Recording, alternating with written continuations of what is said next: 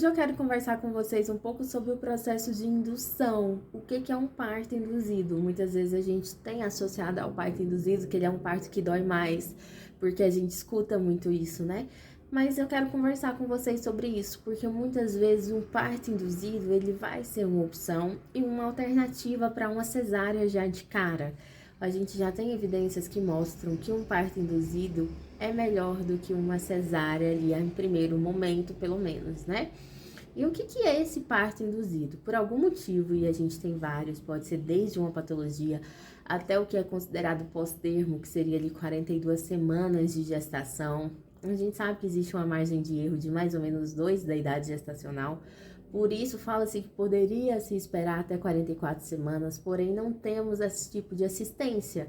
A grande maioria das pessoas não tem assistência um para um médico para uma equipe, né? Para uma paciente ali com médico, enfermeiro, a menos que você vai ter um parto domiciliar, é difícil você ter esse tipo de assistência. Então espera-se até ali 41 semanas em alguns lugares ou no máximo até 42 semanas. Então, o bebê precisa sair e a gente precisa mostrar para o corpo que está na hora dele entrar em trabalho de parto. E existem algumas maneiras da gente mostrar isso para o corpo. Pode ser de forma natural, como alguns chás, como shake de rícino, como acupuntura, como moxa bustão.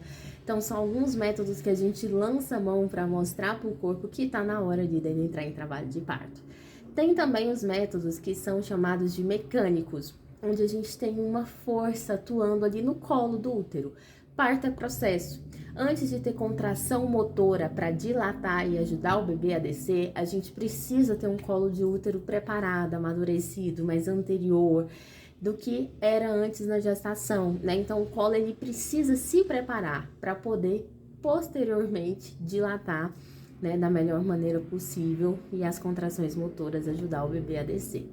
Então, nesse primeiro momento, a gente tem alguns métodos mecânicos para trabalhar esse colo de útero, como, por exemplo, a sonda de Foley, que é um balão que fica ali, né, como se fosse um balão em contato com o colo do útero. Isso faz que gere ali receptores de prostaglandina e também de ocitocina, né, mostrando para o corpo que está na hora dele entrar em trabalho de parto.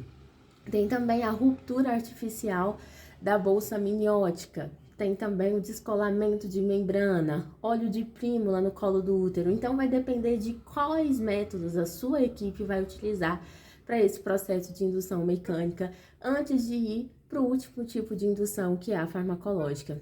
Aí vai depender de um índice chamado índice de Bichat. Se esse índice tiver maior que 6, inicia-se com ocitocina, que vai dar a força motora para dilatar e ajudar o bebê a descer. Se tiver menos que 6, ainda precisa trabalhar colo de útero. Espero que tenha ficado claro um pouco sobre esse processo de indução.